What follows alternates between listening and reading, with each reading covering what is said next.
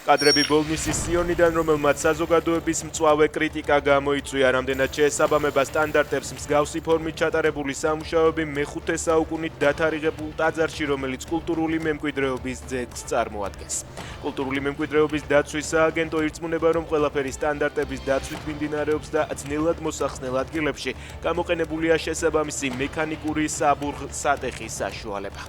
იუჟენის განკურნებაზე პრეტენზიის მქონე მედიკამენტი დღეს მსოფლიოში არ არსებობს. ასეთია რამდენიმე თვის შემდეგ სარჯველაძის პასუხი მშობლებისთვის, რომლებიც შვილების გადასარჩენად წამალს ითხოვენ. ჯანდაცვის მინისტრი ამტკიცებს, რომ პრეპარატები, რაც ოჯახებს სურთ, არაეფექტური და საშიშია. სარჯველაძის მტკიცებით, საკითხს კონკრეტული პირები პოლიტიკური მოტივებისთვის იყენებენ.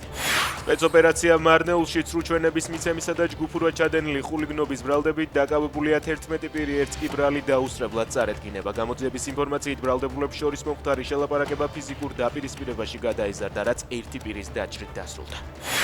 თბილისში სხვადასხვა მაღაზიათა ქსელიდან ძალის გამოყენებით 6,000 ლარამდე თანხა გაიტაცეს. დანაშაულში მონაწილე პირები ადგილიდან მიიმალნენ. შინაგან საქმეთა სამინისტრომ წარსულში ნასამართლევი ერთი პირი დააკავა. გრძელდება გამოძიება სხვა პირების დასადგენად.